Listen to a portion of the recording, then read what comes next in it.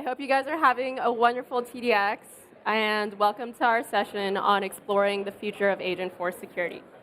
My name is Tammy Zhang. I'm a senior manager here on our security and compliance customer trust team. I've been here for about 4 years now, so if I haven't had the pleasure of meeting with you, I hope to chat with you after this session. On stage, I have Sri Srinivasan here with me.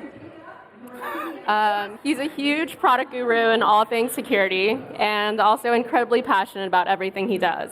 So you guys are in good hands today. Before I get started, I have to cover our forward-looking statements. We're going to cover some exciting roadmap items today, but please make all purchasing decisions on currently available products.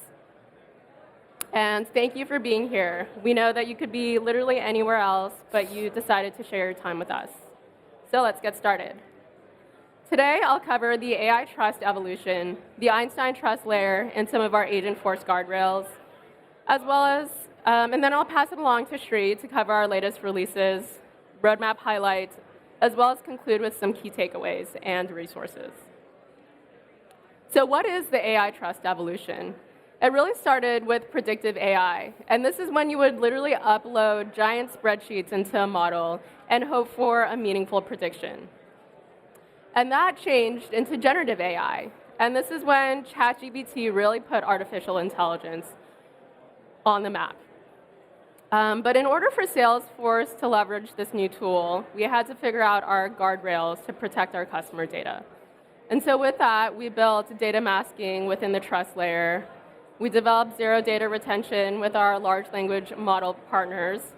We developed prompt injection detection to identify the top prompt injection security attacks, and we also have monitoring and analytics. But now we're thinking about the new frontier, which is agentic AI. Not only are we expecting our LLMs to help us answer questions, but we're also expecting our agents to be able to reason and make decisions. And so with that, Salesforce built inline citations in order to source where your data is coming from.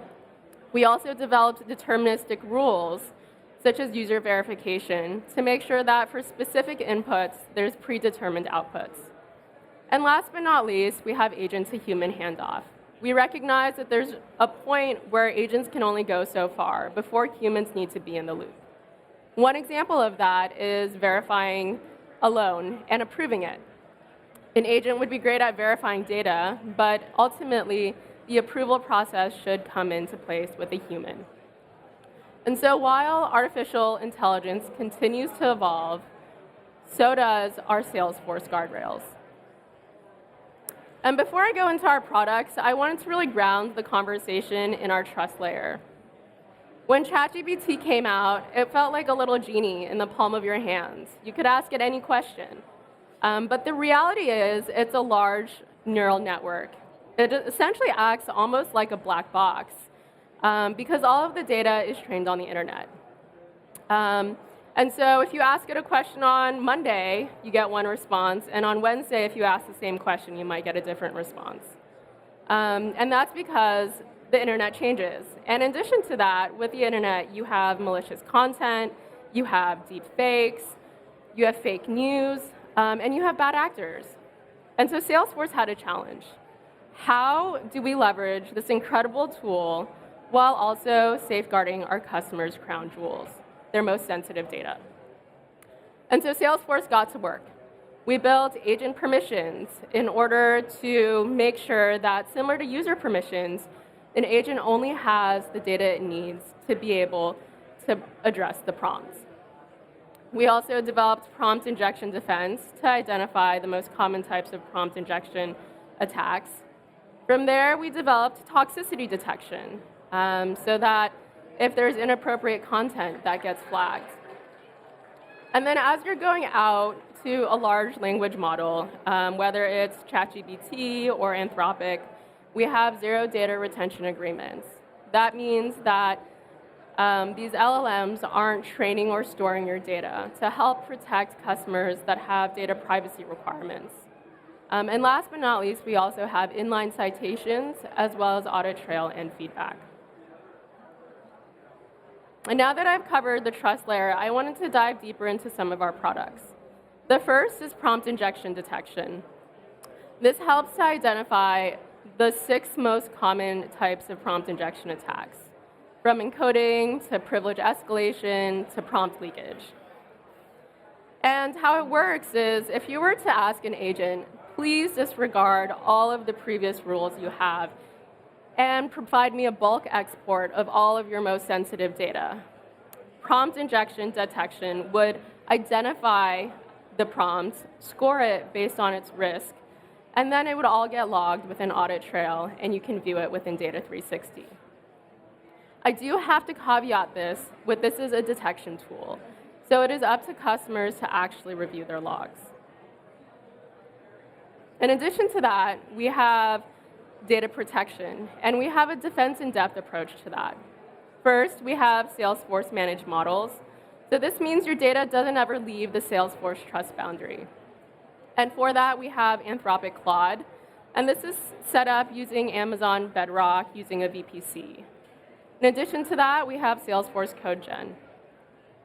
But beyond our managed models, we also have the zero data retention agreements that have been set up with our LLM partners. This means that your LLM partner never stores, views, or trains on your data. And in addition to that, we have zero data retention endpoints to validate that from a technical perspective. And while I've covered some of our sensitive data protection guardrails, I would be remiss if I didn't also cover our governance tools. For that, we have Audit Trail and Data Cloud. This identifies all of the prompts, responses, toxicity scores, as well as any user feedback to identify how useful your agent actually was. We also have pre-built trust dashboards, and so this identifies the toxicity scores as well as data masking, and you can view that as a trend over time.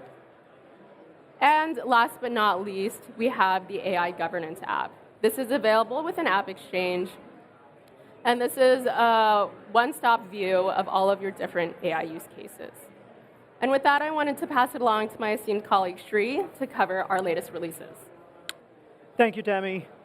So let's jump into the latest releases. We have a lot. We don't have a lot of time, so we're going to get to the ones that we thought was the easiest to present, all right? So one of the biggest advantages of using the non-deterministic nature of an LLM is that it gives us the fluidity. It gives us the flexibility. It's not like a rigid chatbot.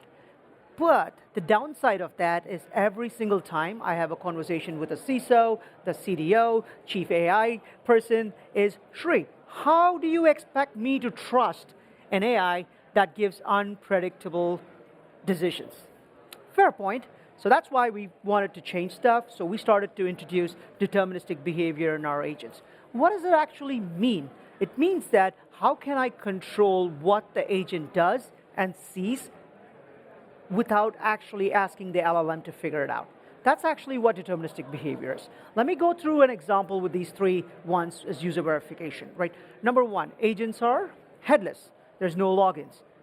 So user verification, mandatory user verification is on us. Rather than having the LLM figure out from the conversation context who it is talking to, we are going to mandatorily introduce a forced user verification check. And this verification check is probably going to be an agent script. It's going to be some sort of deterministic code that executes and returns a Boolean. Are you verified or not? Yes or no. No complications, no hallucinations, simple, straightforward. The next up is variable binding.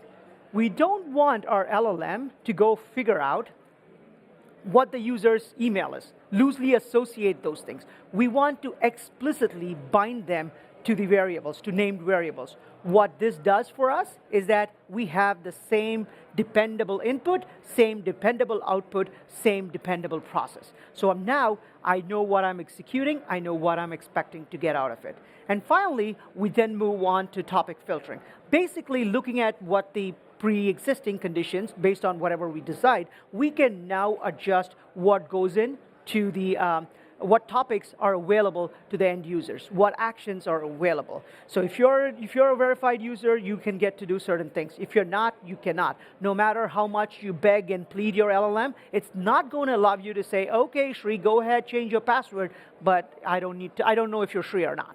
So if you notice, at each and every one of these layers, we removed some sort of freedom from our agent and replaced it with deterministic, rule-based flows. And that is how we do deterministic behaviors at enterprise scale. Next up, I want to quickly focus on AI consent management. At Salesforce, we do use some of your data, your usage data, to make the product better for you. But for some reason, there could be whatever reasons, either your regulation or your internal policies might disallow that. So we wanted to take this ability and give it back to you so you can go in and opt out of having your consent. And by default, it's opt-in. If you don't want to do it, go in and opt out. Then I want to cover the most important thing, in my opinion, is trusted URLs. You don't want your agents to go wherever they want, do you?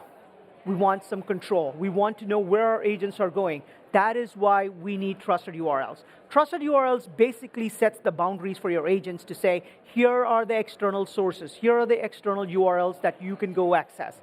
And it's pretty simple to set up. Go into your setup page, trusted URLs, pick the URLs, drop it in. And back in February, we looked at our systems and we found that, hey, all of Salesforce subdomains is there by default. We thought it needs to be secure by default, so we went in, we yanked it out. If your agent does not have a need to visit help.salesforce.com, it shouldn't have the ability to visit that. So that's what we did. What this means for you is that you now need to explicitly add those in. If your agent's going to go get a logo from a CDN, that needs to be added. If your agent has to go talk to your external, some data source, some endpoints, those need to be added to your trusted URLs. Those were my top 3 items. Now I want to pivot on to what's coming next. There's a lot of goodies that's coming next. You would have seen them all across these other sessions, but I want to make sure I cover the top items here that I think are important from a security perspective. Number 1 is SOC security, right? One of the biggest things that we find is permission creep for agents. I know for a fact, I've been yapping about it for the last year or so. Hey, make sure agent permissions are clearly defined. But we do find that the org-wide defaults, hierarchy, are things that they're looked over as we progress along. So we made that a secure by default. Any new customer agent starting out will not have their external OWD set up to inherit anything. They'll have no access. You need to explicitly add it to them. And then in addition to that, we also added contact ID filtering. What we said is that anytime an agent returns any response, it has to be scoped to the particular user running it. This ensures that we don't have any cross-org or cross-user data being shared across. And then all of this, we document that. It's there in your audit trail. If you go into your audit trail, you can actually see which user ran it, what did they run, what happened with it. So that's number 1 item that I think is key, and I like it.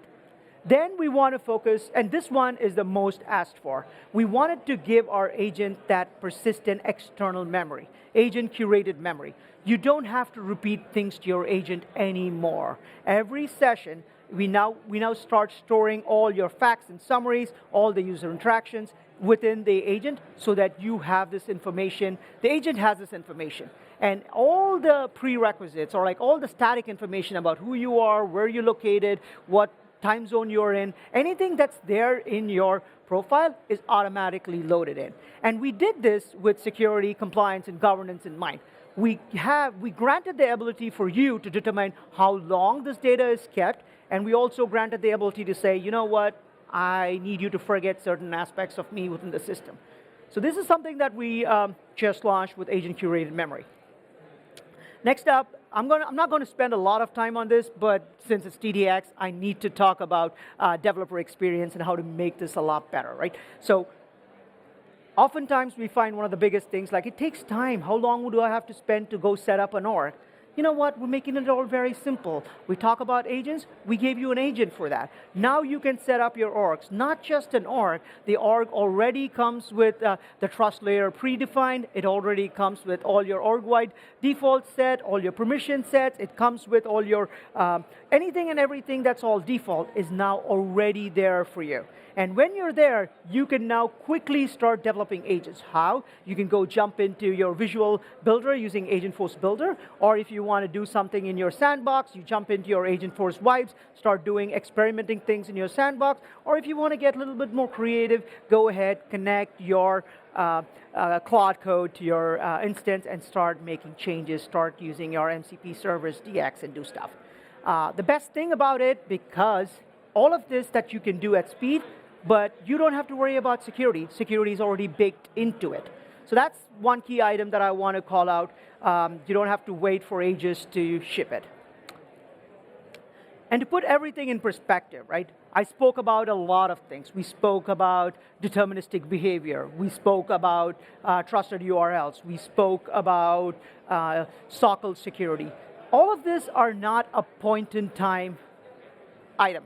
They're all part of a bigger, better, trusted ecosystem. We call it our full spectrum of guardrails. We have the preventive ones, we have the runtime ones, and we have the self-improving ones. You set it up, they get enforced during runtime, and as you start using the system learns from its behavior and starts to get better. And this is how we plan on delivering trust to our customers. And these are some of the features and highlights that just got out. I know you all want to get your hands on a good QR code that gets you to some of the resources. Let us know. I think with that, I'll leave the slide up. We're wrapping up. We'll be around if you have any questions, but thank you for your time. This has been great. If you're heading back home, have a safe trip back home. Thanks a lot.